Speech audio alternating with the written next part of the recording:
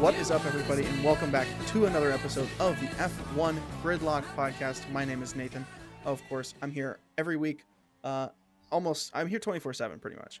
Just on standby, waiting to record this podcast with my wonderful co-host, Chase Bozung. Chase, how you doing? I'm doing great. How are you doing, Nate? I'm doing well, and I'm doing even better, Chase, because today we have a special guest, my dad, Fred Charles. Fred, introduce yourself. How you doing? Hey, thank you. Thank you for inviting me. This has been I'll say a lifelong dream to be on a podcast. Not really, but anyway, no. So it's quite a privilege and an honor to be your first guest on the F1 Gridlock podcast. Thanks for inviting me. No problem.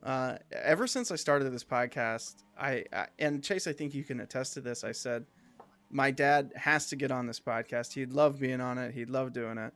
Yeah. So I'm glad you were the first. I'm glad we got you here. So why don't you just, tell us when you first started watching, who's your favorite team, who's your favorite driver, what do you like about the sport? Just go for it. Sure. Well, I've always been a race fan, whether it's Formula One, World Rally, NASCAR, IndyCar, and I guess maybe that'll show my age. IndyCar, just open wheel racing, any sort of racing. I think it was just something my dad enjoyed doing, and so I kind of caught the bug. I did watch Formula One or early on, we'll say in the 80s, certainly with Michael Schumacher and all of that. Kind of got out of it just because of life and everything else. But here recently, within the last couple of years, started watching it. You and I, Nathan, had an opportunity to share something and get excited about it. So that's kind of I'll say the recent history and my history with racing and Formula One. I don't know if I remember all your other questions, but favorite driver. It's hard not to say Lewis Hamilton, but honestly, I really like Lando. I think he's got some talent and he's got some charisma, and I think he's got some.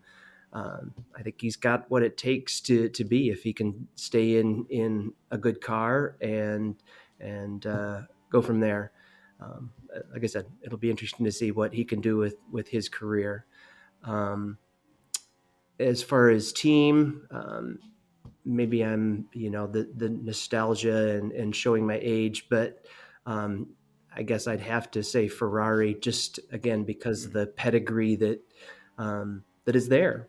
I think it's just it's always it's every man's dream to drive a Ferrari. So I probably have to again go with that. For sure, definitely. I, of course, am also a big Lando fan. I know, Chase, you enjoy a little Lando Norris action as well. Definitely. So why don't we just get into it? Let's just get into it. Let's start, obviously, last weekend, the 2021 Monaco Grand Prix. What are some initial thoughts? We don't have to do the one word thing yet. We'll wait a little bit on that. But what are some initial thoughts from you, Chase? Initial thoughts are it was very interesting because it was on the border of nothing happened, but also a ton happened. I enjoyed watching the race, but yeah, I think my one word description sums it up. So I'll wait to expound on that until then. Kind of pass the mic off a little early. All right, Dad. Why don't you just give us some thoughts? I guess my thought is just that is such a driver's track.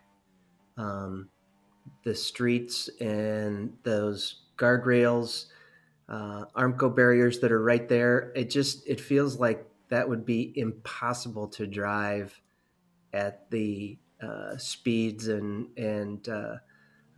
just the concentration that would take. It's incredible, I guess, is what comes to my mind. All right, let's get into the race rundown. I'm just going to go through the list, see who got what, and when, and where, and why. So first place, Max Verstappen in the Red Bull.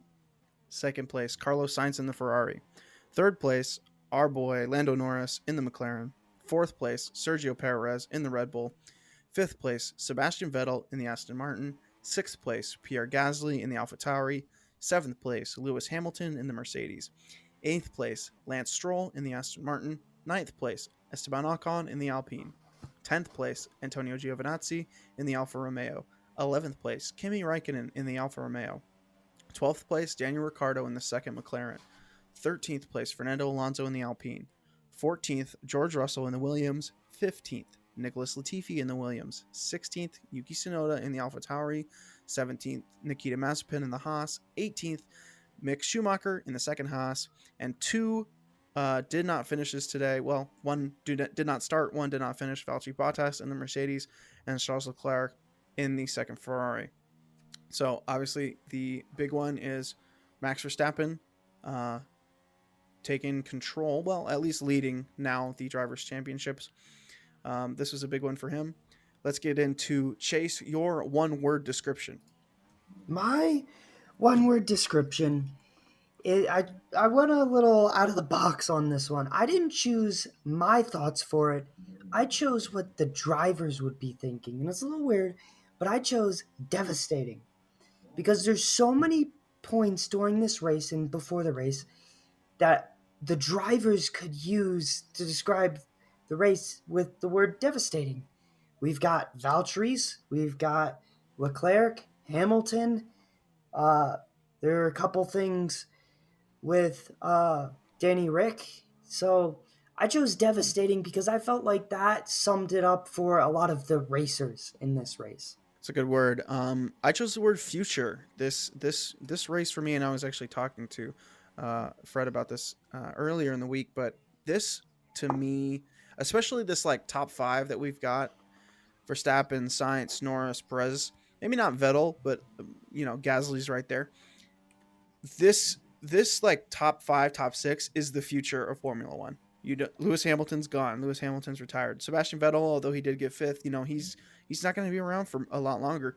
And these are the guys, in my opinion, that are going to step up, that are going to continue proving themselves as the greatest drivers in the world and the fastest cars in the world. Max Verstappen, Carlos Sainz, and Lando Norris are going to be fighting for the championships for probably the next 20 years. And I'm not, well, maybe 20 years is exaggerating, but the next 10, 15 years, like, these are going to be the guys. You could probably throw in Charles Leclerc in there too, which I do, but these guys are the future of Formula One. And so my word is future. I want to interject here for just a second. I think you're missing Russell and Leclerc. I think those two need to be added on to that. I definitely agree with Leclerc, and I am a big fan of Russell. But if Russell never gets this Mercedes seat, I don't see him. I understand where you're coming from, but as of right now, like, these are the guys that I'm like, for the immediate future, these are the guys that are going to be in front. Fred, one word description. My one word description is strategy. This race and this circuit really highlights the need for a race strategy, and not that there's not a lot of from a qualifying perspective goes to the drivers and that, but I think the way the circuit is constructed and the tightness of it and no passing, it's just it just really takes from the get-go, from qualifying and all of that strategy to get yourself in the front on race day. And I don't know, that's kind of my thought. For sure. Awesome. Another good word. Let's shift focus a little bit and talk about drivers, specifically your driver of the day. Chase, go ahead. Sainz. For me, Sainz did exactly what he needed to do here. I don't think Sainz really had that much of a chance to win. It's Monaco, not much passing, right? Not much is up to him. Mm-hmm. But I think he did the best Ferrari could hope for, especially with this weekend. I totally agree. Carlos Sainz, an excellent second place there in the Ferrari. I'm going to shift focus. I'm going to switch around a little bit. I'm going to pick somebody you may not be expecting, but Pierre Gasly getting 6th place in the AlphaTauri. I thought he had an excellent race. He's my driver of the day, and I'll tell you why. If you look at the guys around him, you've got he was quicker than Lewis in the Mercedes. He's he's splitting the Aston Martins, which are good cars. Those are decent cars. That AlphaTauri car in the right hands, in Pierre's hands, and in Yuki Tsunoda's hands. Not that I'm dissing Yuki Tsunoda. That AlphaTauri car is quick, and I think that Pierre showed it today at Monaco. That's fair. Dad, why don't you go? Okay, my driver of the day, and again, maybe I'm just being the old guy of the group here. I had to go with Vettel. Again, I think as it relates to the strategy and his team and his ability to get I think the correct term is overcut, to pick up two places, was, again, I think that showed some smarts, just some good uh, ability to take some spots that were there. And so, yeah, I think, again, I was just impressed. He's hanging in there, and just I thought it was good. I totally agree. I have written down this Vettel is one of my alternate drivers of the day. I thought, you know, in our we haven't had too many episodes, but in most of the episodes, I dig Vettel once or twice because I think he's over the hill and I think he's done. But I gotta give him credit where credit is due. This was a great race for him, and this was a great strategy from him and Aston Martin. I thought he did great. He did super well. Let's shift focus. Let's talk about teams, the broader picture, the wider lens. Chase, who is your team of the day? Team of the day was tough for me personally. I didn't think too many people stood out. Uh, we had things out of our control, or teams had things out of their control. Uh, but I went with Red Bull just because Red Bull's Max is bringing home the wins for them. They're doing great. They did a good thing with the strategy there with Max, keeping him out in the front. And then Perez with that fourth place finish. That's another nice one. They're closing the gap between Mercedes, and I think that's what they need to be doing if we want this year to not be a boring Mercedes wins the constructors. Bam. Absolutely, I definitely agree with you. I think fourth place from Perez is exactly what Red Bull has been needing. I think, I mean, that was always what I was saying, and why I thought Sergio Perez deserved that seat over somebody like Alex Albon or over somebody like Pierre Gasly, was because those two guys could not be consistent, and this was Sergio Perez putting in great laps, putting in a long stint, getting himself in a position to score a lot of points, and he did, and it paid off, and he got fourth. And I think Red Bull have to be ecstatic with Sergio's race on Monaco. I really do. All right. So my team of the day is this was a tough one because I did like the Red Bull. Thought they did great, but I got to pick Aston Martin, and here's why. Because we always know it's gonna be Mercedes or it's gonna be Red Bull up top.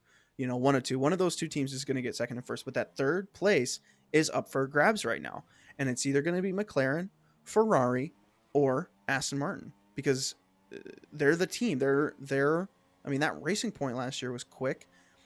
This Aston Martin team has to be shooting for third, and a weekend like this, Sebastian in fifth and Lance Stroll in eighth, a weekend like this is going to get them that third place. I think Aston Martin have to be really happy with their results in Monaco. Again, fifth and eighth, and for that reason, they're my team of the day.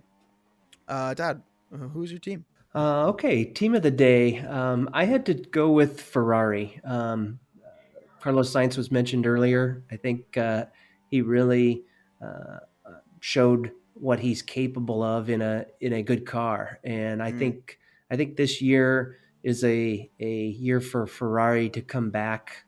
Not that, I mean, one bad year was, doesn't explain everything. So I think Ferrari's back. I think you will see Leclerc and Ferrari in the top. One of them will be in the top three. I think going on, for the next several races. So I have to go with Ferrari. that's a good pick. I I don't know if I would agree with the sentiment that Ferrari is back, but Ferrari definitely had a great weekend at Monaco with obviously Leclerc technically getting pole, although we can talk about that later as to whether or not he would have ended up with pole at the end of the at the end of the session. But then, of course, Leclerc's car not working, so him not, starting or finishing the race. Um, I'll say okay, this real yeah, quick. go ahead. Uh, Ferrari may not be fully back, but I think they're definitely no longer digging their hole. I think they're at least at the bottom and maybe starting to climb back up. I don't think they're going any further down personally. Yeah, yeah, I definitely agree with that sentiment. I mean, bringing in a good young driver like Sainz is gonna, uh, you know, is gonna help your team for sure. And I think they definitely have a much better outlook this season than previous. All right, boys, let's shift focus once again into my favorite segment of the podcast. It is, of course, worst of the weekend. Chase, what was just the worst? Oh man, it's tough. Obviously, and I'm sure one of you are going to mention it. Leclerc, that was painful. Wanted to see a good race from him, but I chose Bottas's pit Hmm. because one, like my one word description, it's got to be devastating for my man. And I'm not the biggest Bottas fan, but I don't want to see him go down like that. It just seems wrong for him to have a pretty good race, right? He wasn't doing bad, and then just his dreams are shot the moment he goes to get new tires. And then just this reoccurring Mercedes doesn't know how to do a pit stop. Like the fact that I've seen memes on them breaking the record for their longest pit stop. That's sad. That needs to be dealt with the champion contender team. They're not, I don't know, they're missing something. They have the money, they have the resources, they're good at winning. What's going on wrong so often, you know? And it was, for me, that was the worst. Just watching this seemingly the best team just do the worst there. I'm not exactly the biggest Mercedes or Bottas fan. So that really, I was, not that I was happy, but I was like, nice. Max has got this one in the bag. I don't necessarily wish for anybody's downfall, but I wasn't exactly crying when of course, I forget what happened. There was like the wheel, like the nut on Bottas's tire just got like stuck on there pretty much. I don't know Yeah, so the what nut happened. wouldn't come off. And I saw a video, I think they ended up having to like saw it off to get Oh it my off gosh. eventually. Yeah. Oh my gosh. So my worst of the weekend has to be Daniel Ricciardo. I'm a McLaren guy. I'm I'm they're my team. I love Lando and I do love Daniel. 12th place, ending in 12th. Granted, it's Monaco, no overtaking, but 12th place is just not good enough. It's just not. I really have nothing else to say, Dad. What's your worst? What was your worst of the weekend? Well, I'll have to echo that sentiment on Danny Ricciardo. It's just disappointing um, that he can't, I'll say, do better than that. Now, I'm sure there's probably mitigating circumstances, as you mentioned, no overtaken.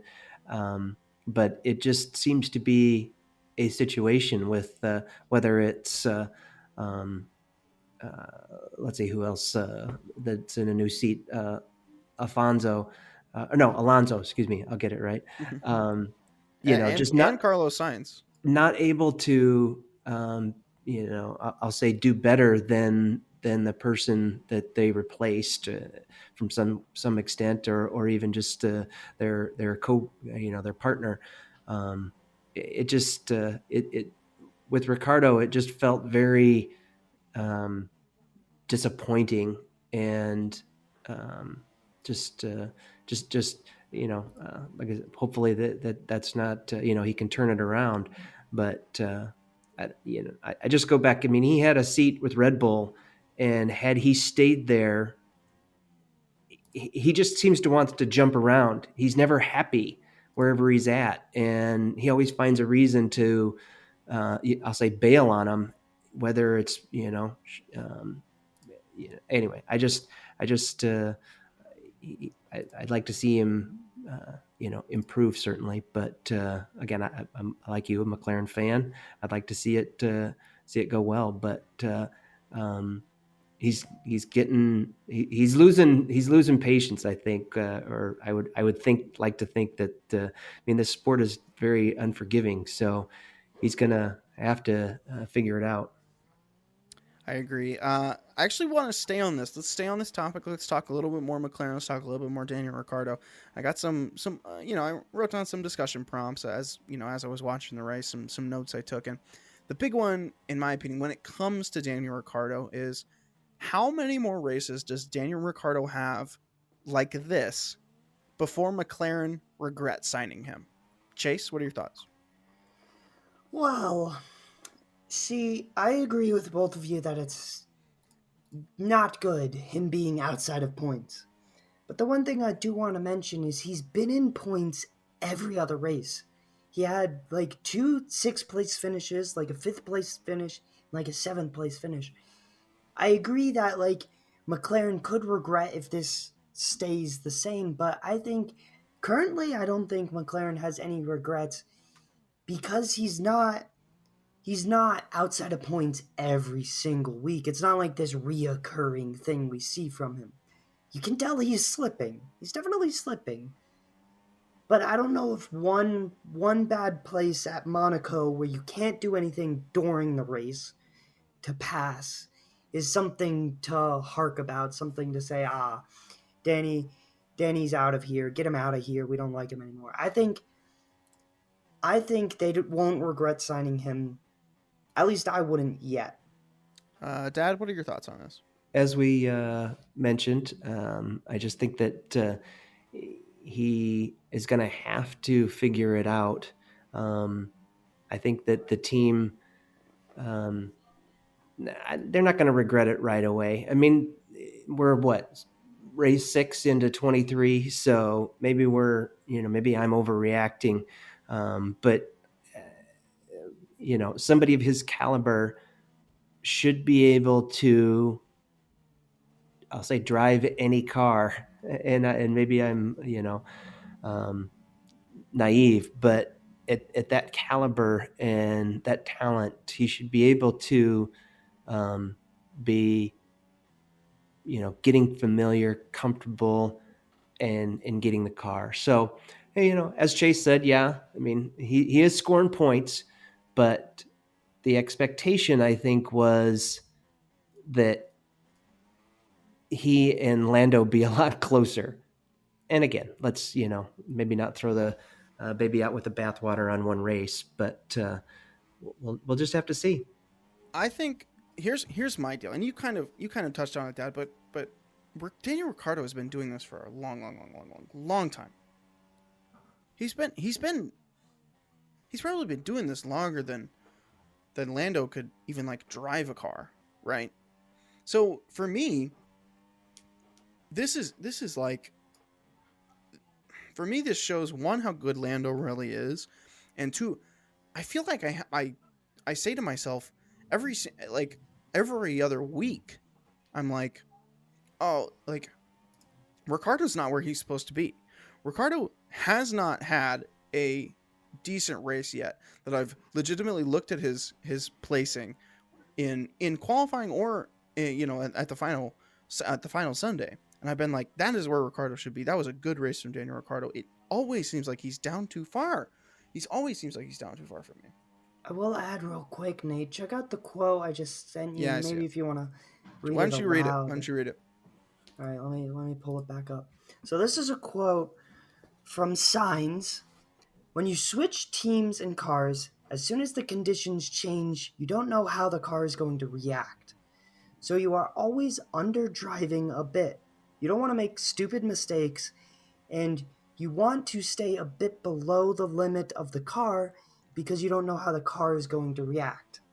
That's a signs from that's a quote from Signs, and I believe they said it during the race. The commentators said it during the race.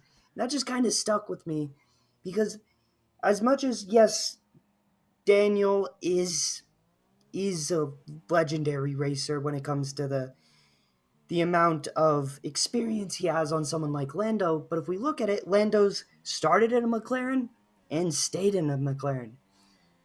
Daniel went from Red Bull for how many years to Renault, and now he's at McLaren. And once again, we're 6 races in.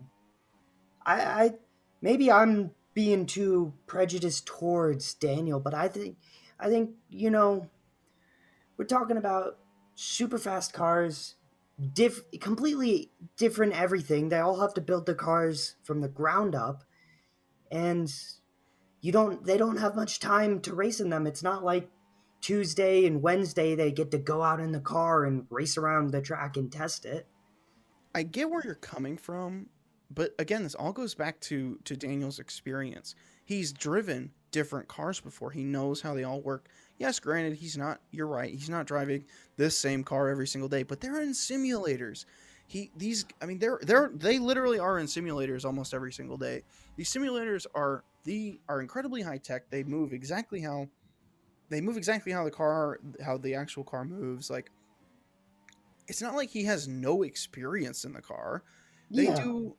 I just with someone of Daniel's pedigree and hype as a driver, these performances, and I think he'd probably be the first to say it if you got him down and had an honest conversation, no cameras, no microphones, nothing like that. That he's not happy with these performances either.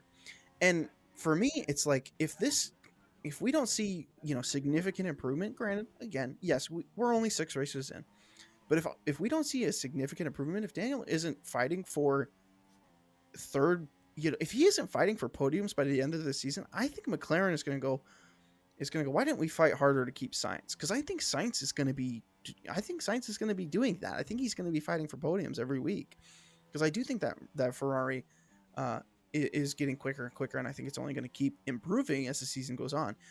So if Daniel doesn't, I have to think that McLaren are going to be like, why didn't we try harder to keep Sainz?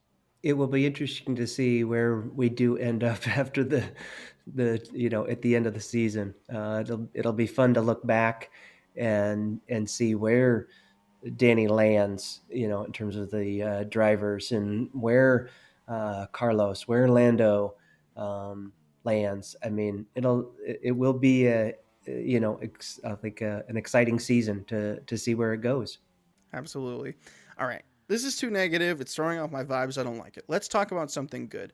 I want to talk about Mick Schumacher, because I don't know if you guys saw this, but in the early days of the race, he he did this nasty overtake on the hairpin on his own teammate Nikita Mazepin, which Haas probably isn't too happy with him about, but I love it. It shows me what he's got. He doesn't care that he's sitting in the back. Like, if it were you or me and we were in that Haas and we had the skills that these guys have, we would just be like, "Oh, I'm at the back. I don't really care. La di da di da di da. I'm gonna get overtaken." Mick doesn't care. Mick is going for it. He's going for it.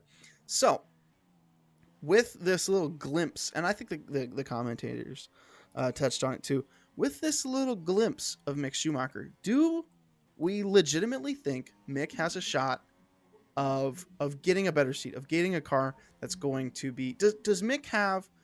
Is Mick Schumacher a potential world champion? Is pretty much the overarching question. Chase, what do you think? okay, there's a lot to unpack there. First, I did see the clip you're talking about, and it was pretty fun to watch, especially for Mazepin haters. I'm sure they loved that clip. On the championship side of things, I don't think he's a championship contender. I do think he gets a better seat, though. Maybe not with Ferrari, but I do think he gets out of the back of the pack and he gets into midfield. Dad, what do you think? That would be exciting to see, Chase, him getting a midfield car to really showcase what he's capable of. I also did see that clip, or saw that move on the inside. Thankfully, Mazepin didn't overreact and cause them both to wreck. So that's a good thing there, I think, on Mazepin's side.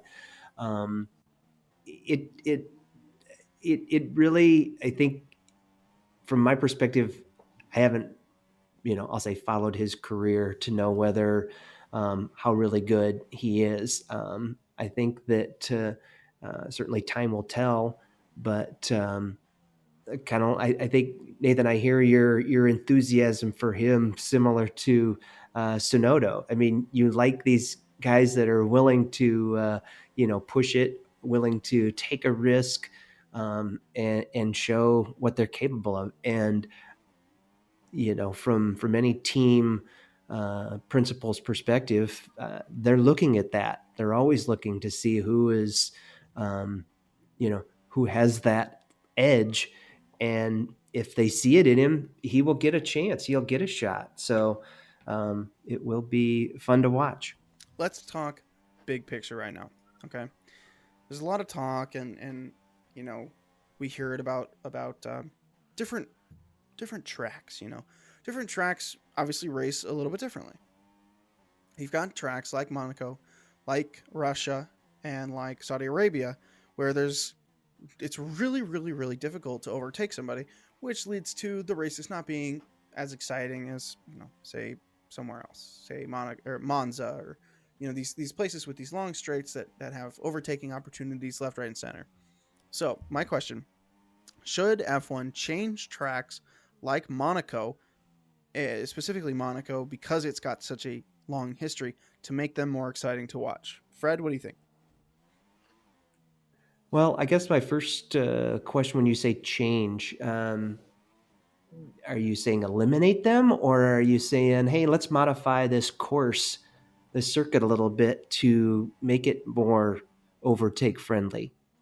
Yeah, the latter. That's sort of what I'm going for on this.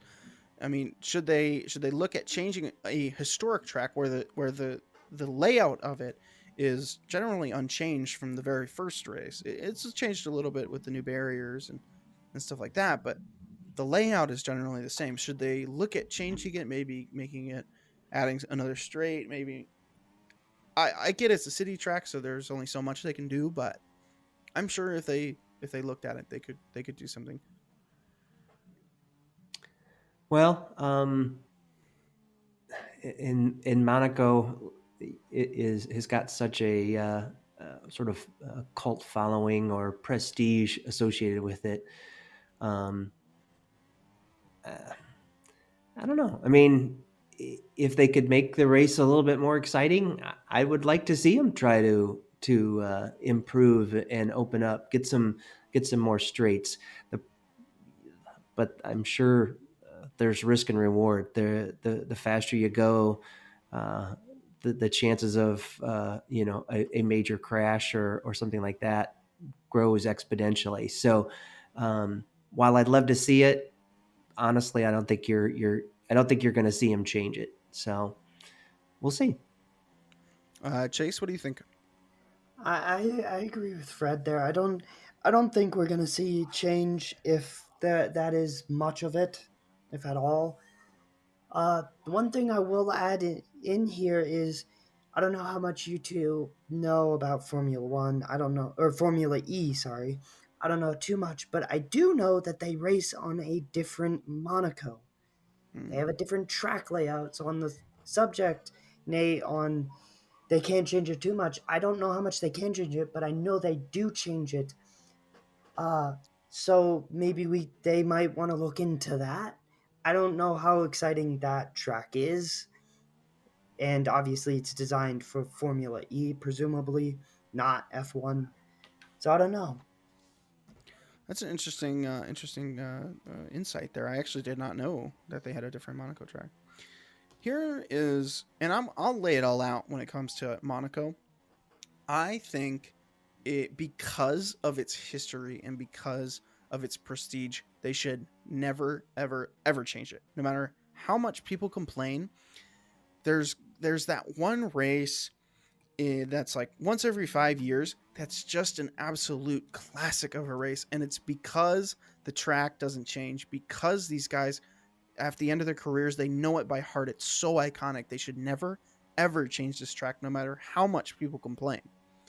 I think too often, especially in an ever changing like sports like circle that Formula One is in, we lose the prestige of something that is a tried and true classic. Like we lose that. I'm talking like rivalries in sports, like rivalries that used to be like incredible in like the 80s and 90s have like fallen off, and now they don't mean as much to the fans, or they don't mean as much to the teams anymore. um, and so I think for that reason, like because of its longevity, because it stayed the same for so long, because it is a really, really difficult course, they should not change it. They should never change it. So that's my thoughts on the subject. That's just mine. I I'd could like agree with that. I would like to interject. I mean, I think um, this track, while as a spectator you want to see overtakes, but from a this track I think really pulls out a driver's talent and their capability like no other track maybe can. And so I agree, Nathan, that you can't get rid of it, you can't change it. But I mean, it has that um, essence of really being a driver's track. Helps them, or gives them to showcase their abilities in what otherwise is um, you know a nightmare for an average driver. I totally agree. I there's this misconception, I think, when it comes to Formula One, that like just because there's little to no overtaking does like means it wasn't a good race. I think that's a little one sided. Like you're right. Like the skill and the just the yeah just what this Monaco track brings out, it literally forces you to be at your best, because if you're not, if you're late a split second, you run headlong into a barrier. I love that. I think I love qualifying for this track because they're like you guys have said, and I'm just pretty much gonna repeat. It is on the line of how good is the driver.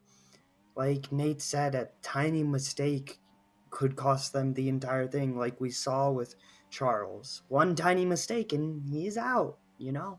All right. Well, it's getting to that time. We are just about done. So, our next race is Baku City, Azerbaijan.